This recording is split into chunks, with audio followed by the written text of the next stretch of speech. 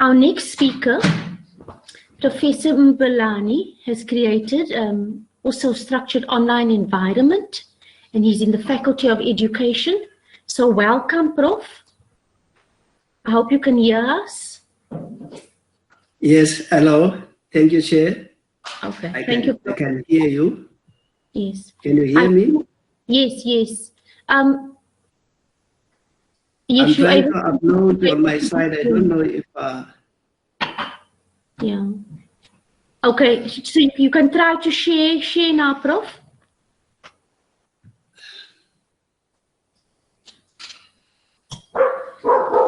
So just...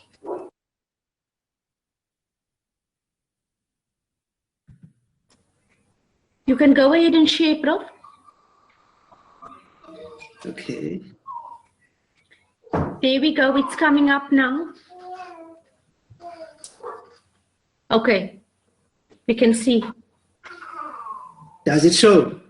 Yes, yes, Prof, we can see. Thank you, Chair, and good morning, colleagues. As I begin my presentation, I would first of all want to explain, give a picture what module I'm going to talk about. This is the method of teaching English for the postgraduate students who come to the Faculty of Education having qualified with their undergraduate degrees from Humanities and Arts from UWC and outside UWC. And now when the lockdown came in April, I was kind of shocked for me, and because the course is more practical than anything, because we have to demonstrate how we teach by teaching.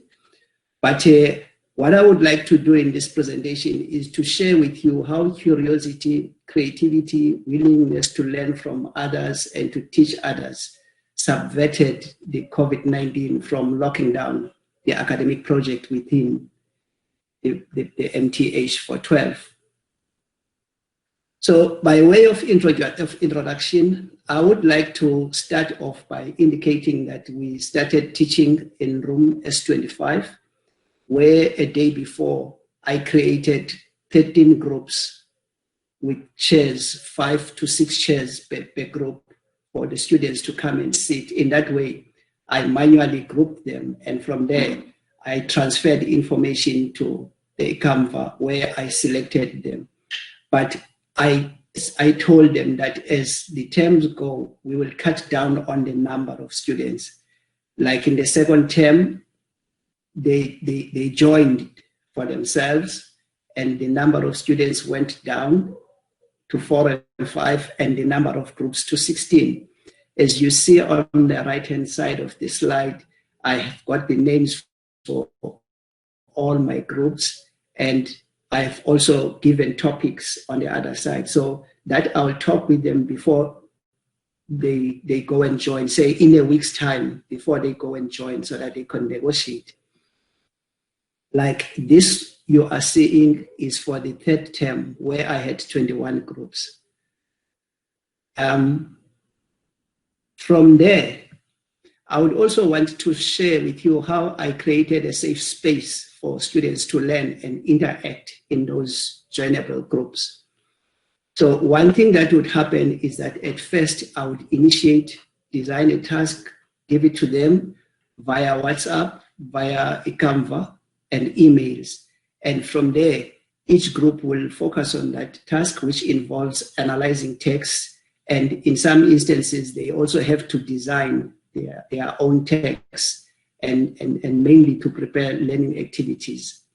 So one thing here that happens is that in MTH, we usually assume that students come with knowledge of the content, and then the only thing they need from us in that year-long module, it would be to teach them how to teach.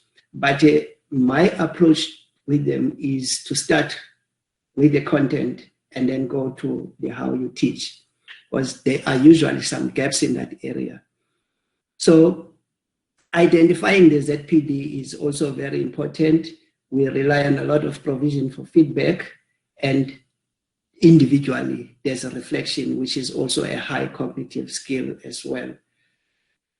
I'm not going to go deeper on how I tried after the lockdown with the Zoom and the Google Meets, only half of the class coming, until we came to a resolution that WhatsApp was our number one for the MTH for 12, though we would sync that information with the eCanva.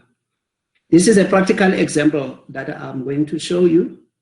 Here we were dealing with poetry, protest poetry, and what happened after we finished dealing with that, they had to design their own poem, and we used Zwakembuli's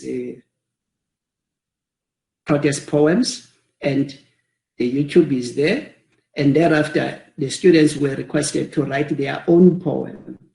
And now, for one to be able to make sense of a text, one needs to have a feeling of how that text is designed.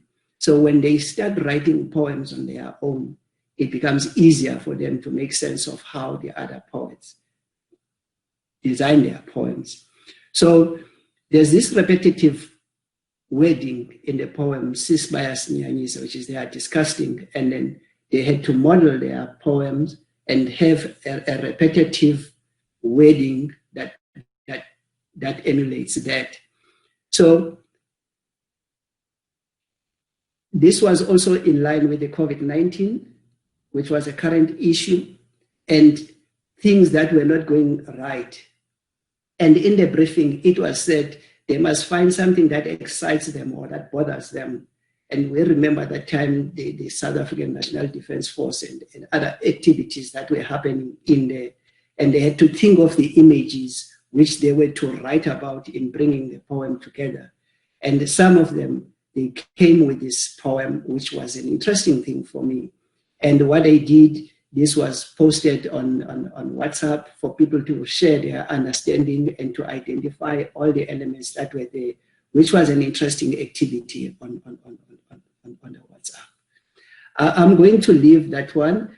I've marked it, and it's connected on the gradebook, which is on the eCanva. And this is one other activity that I want to talk about. Here, it's planning for a learning activity. Now, each group will have a specific topic, as you can see, the apples and all the 13 groups. And now what happened, they planned this classroom-based assignment, which had its own instruction. And in the groups, they used the WhatsApp to communicate in group and with me as a person. And then this was submitted. After the submission via email, I did my own marking in the far left column, the right column. And then there were 3 peer reviews that were done in the same assignment. As you can see, the color codes that are going there, that each group had 3 assignments of the same that the group marked it. And now, because you also need to move away from the group and assess the individual, then on that note, one group member would focus on assessing one lesson plan. And then the group will come together and reflect on what were the highlights and what were the lowlights in the assignment, and then provide feedback based on the lesson observations they did at the beginning of the year, their undergrad knowledge, and the curriculum document. And from there, they will have to write feedback. Now, this is where the thing came for me, that at first they started writing and just being so generous with marks, as you can see, some were awarding 20 out of 20 in this. But seeing my feedback and seeing feedback of others, that provided kind of a mirror data where people could raise their consciousness of how other people were working with the same issue, which in a way pushed people's thinking. So, but I want to confirm that it's time consuming, even though it's developmental, because like for me, I had to go through the feedbacks that were given by each individual group and strengthen where things were not done properly. And now coming to the end of my presentation, What I could say is that structuring online environments could enhance deeper learning, students' autonomy, and critical thinking, as I've indicated in my presentation. And also, if carefully planned and followed up, the WhatsApp platform and the Canva, they could create epistemological access to higher knowledge, irrespective of whether students have got money or no money, connected or not connected. And now the level of engagement in the questions and the contributions and feedback, it was great in that WhatsApp.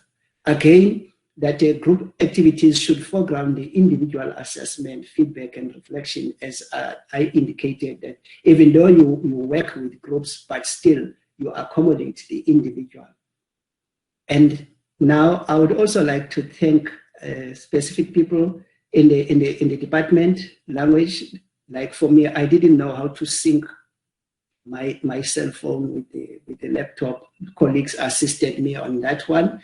And the CICT team, they were excellent with me.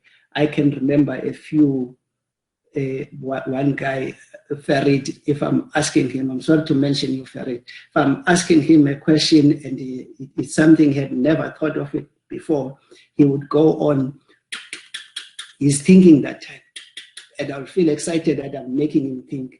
And that was so good. But now, on the low light, working with WhatsApp, I'm finishing now, is that if students delete a voice recorded note on their side because they want to create space, on your side, you can't access that information if you haven't worked with it from there and then. And at the same time, if you try to download it, it becomes very difficult unless they save it as a voice note, which they can either email it to you or send it via WhatsApp as well. Thank you. I will wait for comments, questions, and feedback. Thank you, Julie. Thank you so much, Prof. Mbelani. Yes, you've been very innovative, and thank you for your perseverance and working with the team. And this is a learning culture. Prof is not afraid when he doesn't know something, he contacts and he continuously learns in order to create that student-centered approach for his students. So thank you, and like I said to all the others, we will continue to support you, Prof, on your journey. Thank you so much.